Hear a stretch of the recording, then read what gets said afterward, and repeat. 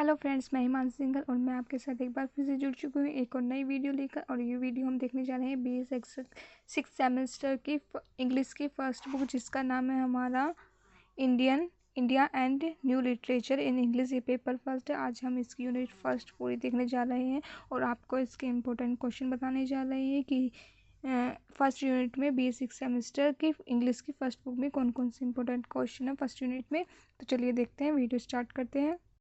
First of all हम आपको दिखा देते हैं यूनिट 1 में हमें क्या पढ़ना है। महात्मा गांधी हिंद स्वराज का चैप्टर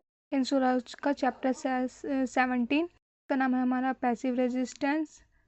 चैप्टर 18 जिसका नाम है हमारा एजुकेशन। यानी हमें हिंद स्वराज के चैप्टर 17 और 18 पढ़ने हैं। तो चलिए देखते हैं। हमारा पढ़ना है स्वामी विवेकानंद की चिकागो स्पीच 11 सितंबर 27 सितंबर 1893 में।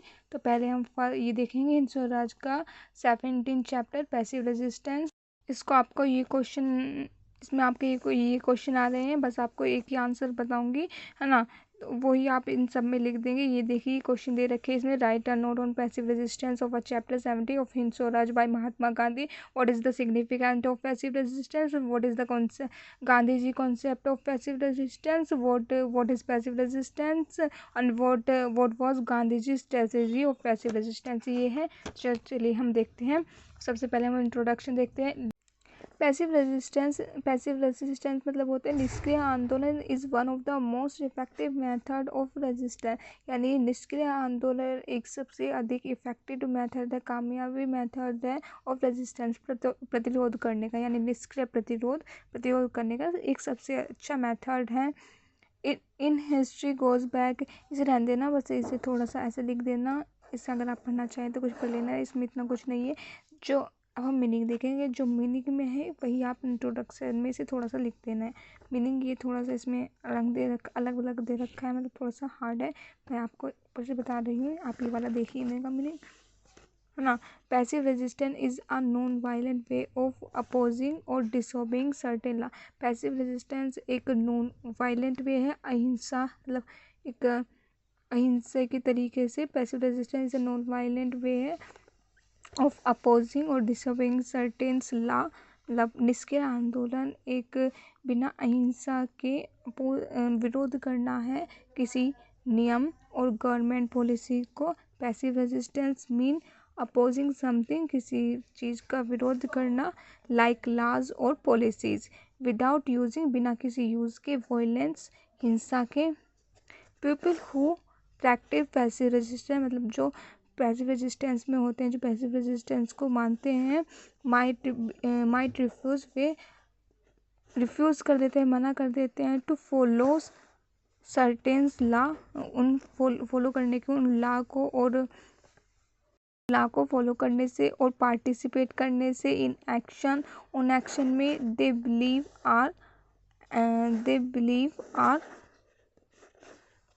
आर रॉन्ग, जो वे विश्वास करते हैं कि वे गलत हैं, उन्हें वे फॉलो करने से मना कर देते हैं। All in a peaceful and non violence से, सब कुछ पीसफुल और बिना अहिंसा के होते हैं पैसिव रेजिस्टेंस में। ठीक है, यही था इसका मीनिंग। इंट्रोडक्शन में भी आप इसका थोड़ा सा मीनिंग लिख देंगे और मीनिंग में भी ये थोड़ा सा लिख देंगे। इसका थोड़ा सा इंट्रोडक्शन हार्ड है, आप कुछ बना कर लिख देंगे। तो अब हम आगे देखते हैं। इसे छोड़ देना। Indian perspective of passive resistance, इसे चाहे छोड़ देंगे, कोई जरूरत नहीं इतना। फिर आ जाएगा हमारा passive resistance in a perspective of Gandhi. यानी पैसिव रेजिस्टेंस गांधी जी के पर्सपेक्टिव से इसमें दिखाया गया है। आप इसमें ये वाला लिखना। वैसे क्वेश्चन इतना इम्पोर्टेंट नहीं है, पर लेकिन आप बस इसी क्वेश्चन को कर लेंगे और आपको इसके अलावा कुछ पढ़ने की ज़रूरत नहीं है। वैसे ये पूरा चैप्टर भी है, आपको सिर्फ एक क्वेश्चन बता रही हूँ। इस क्वेश्चन में ही इसका पूरा वो दे रखा है, चाहे आप चैप्टर भी पढ़ सकते हैं, यूट्यूब पे वो डला हुआ है। तो चलिए अब देखते हैं आगे। Gandhi ji was completely against using any form of violence. Gandhi ji पूरी तरह से अगेंस्ट है यूज़ करने से किसी भी प्रकार की अहिंसा। एंड ही स्ट्रिक्टली, और वे स्ट्रिक्टली कठोरता से कंडेम्ड इट, और वे हिंसा की स्ट्रिक्ट कठोरता से निंदा भी करते थे। He was not in the favour of using, he was not in the favour, वे पक्ष में नहीं थे यूज़ करने के वायलेंस को यूज़ करने के फेवर में नहीं थे। इवन इफ द चाहे कोई इवन इफ द परपेट्रेटर यानी अपराधी हिमसेल्फ खुद से टर्न वायलेंस, चाहे कोई अपराधी भी वायलेंस पे उतर जाए फिर भी हमें हिंसा का रास्ता नहीं अपनाना चाहिए, गांधी जी का विचार था। ही एम्फेसिस में जोर डालते थे that an oppress can never be, pressure है अपराधी है, कैन नेवर बी डिफेड, उसको हराया नहीं जा सकता बाय एम्प्लॉइंग वायलेंस, वायलेंस का यूज करके हम अपराधी को हरा ही नहीं सकते हैं। as this word justify the use of violence by perpetrator and further aggravated him as he would justify, और अगर हम वायलेंस का यूज़ करेगा तो वो जो अपराधी है वो भी समझ जाएगा कि वायलेंस करना सही तरीका है, तो वो भी फिर और वायलेंस करेगा, इसलिए हमें वायलेंस नहीं करके अहिंसा का रास्ता अपनाना चाहिए किसी भी चीज़ का विरोध करने का। ठीक है, this way is a better, this way इस प्रकार बैटल कैन बी यानी युद्ध कैन बी वोन पीसफुली, जो युद्ध है हम उसे जीत सकते हैं पीसफुली शांति से, by appealing to the inner consciousness, by appealing जाकर करके हम उसके इनर कॉन्शियसनेस यानी आत्म चेतना को जाकर करके ऑफ द एनिमी, अपराधी की एनिमी की, इस प्रकार हम अपराधी जो एनिमी है उसकी हम आत्म चेतना को अंदर से उसे गिल्टी फील कराकर हम बैटल जीत सकते हैं।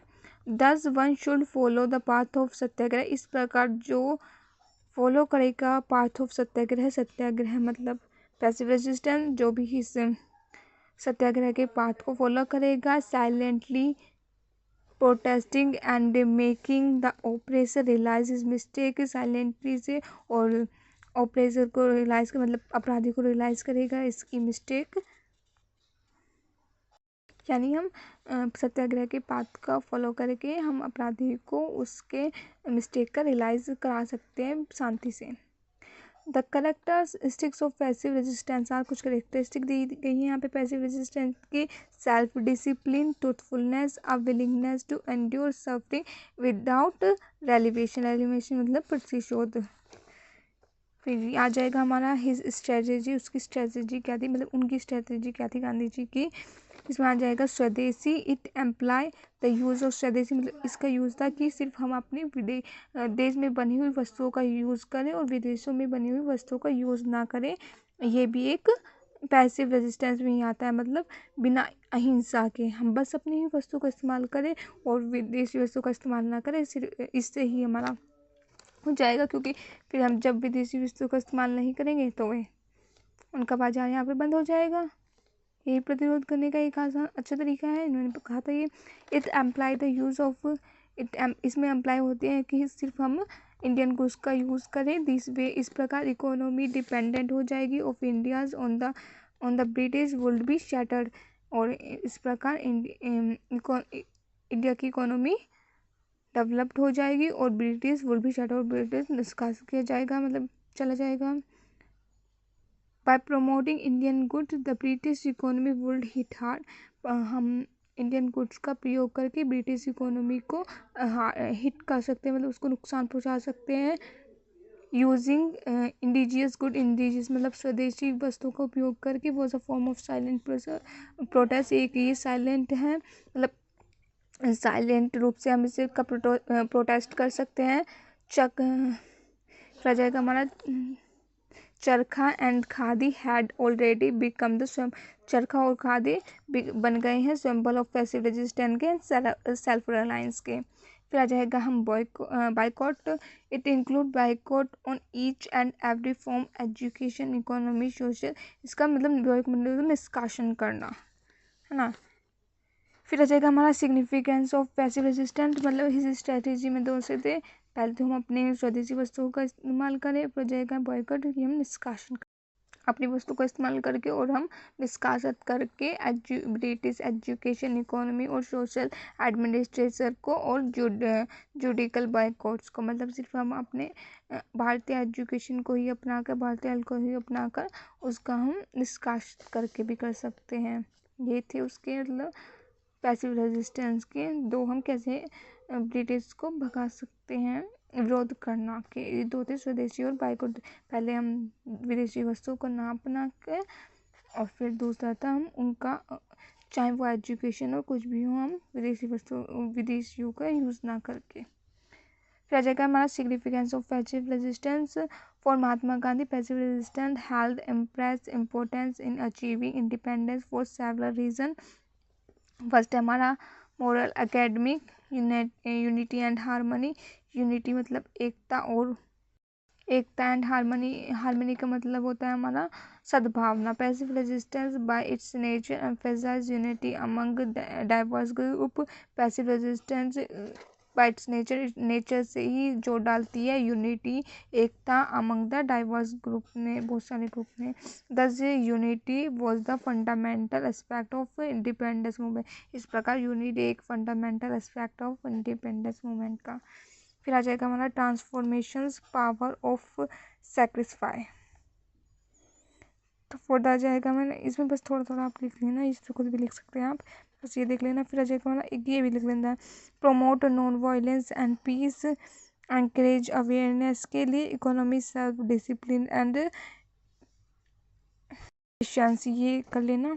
ये और लिख लेना sustainability and mass participation. Sustainability मतलब होता है सतत, और मास पार्टिसिपेशन मतलब होता है जन भागीदारी। तो Gandhi ji believe that passive resistance वो sustainable in long run. Passive resistance sustainable है, लॉन्ग रन तक चलता है, यानी passive resistance it's allow for the, मतलब इसका प्रभाव लंबे समय तक चलता है। It's allow for the participate of the mass, यह अलाउ करता है कि इसमें बहुत सारे लोग जन भागीदारी हो। इसमें वे भी इंक्लूड हो सकते हैं, वुमेन भी इंक्लूड हो सकते हैं, और दोज हु माइट भी हेजिटेट, और वे भी हो सकते हैं जो हेजिटेट करते हैं to engage in violence struggle. तो मतलब हेजिटेट होते हैं एंगेज होने में वायलेंस स्ट्रगल में, वे भी पैसिव रेजिस्टेंस में एंगेज हो सकते हैं, मतलब भाग ले सकते हैं। बिल्डिंग सेल्फ रिलायंस, ये देख रखे इन्होंने। सिग्निफिकेंस महत्व, पैसिव रेजिस्टेंस निष्क्रिय आंदोलन के महत्व क्या थे, आप देखते हैं। ये was the idea of passive resistance successful, क्या इंडिया में पैसिव रेजिस्टेंस सक्सेसफुल है?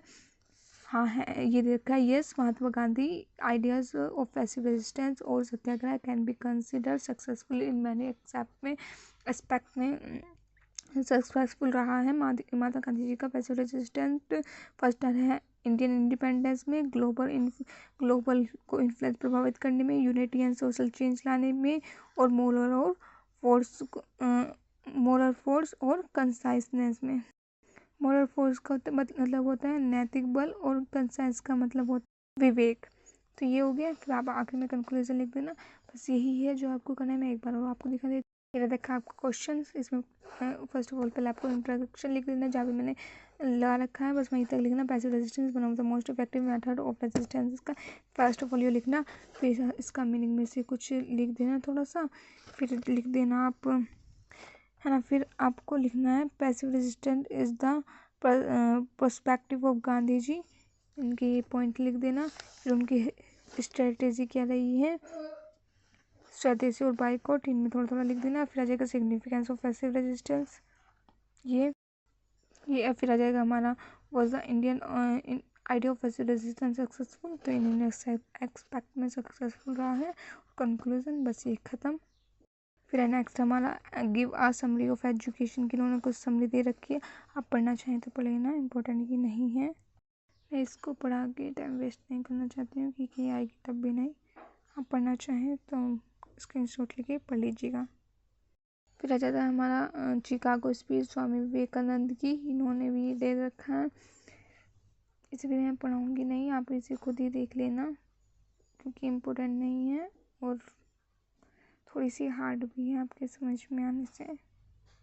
देख लेना, अगर आप इसे खुद देखना चाहेंगे तो। मैं तो कहूँगी इसे छोड़ी दो, अगर आप कर सकते हैं तो इसे कर लीजिए, नहीं छोड़ दें। नहीं, अगर आप इसे करना भी चाहेंगे तो इसे वेरी शॉर्ट और शॉर्ट के हिसाब से ही करना, लॉन्ग के हिसाब से इसे मत करना। तो यहीं पे यूनिट फर्स्ट ख़त्म होती है। मिलते हैं अगली वीडियो में, जिसमें हम देखेंगे यूनिट 2। तब तक के लिए बाय बाय।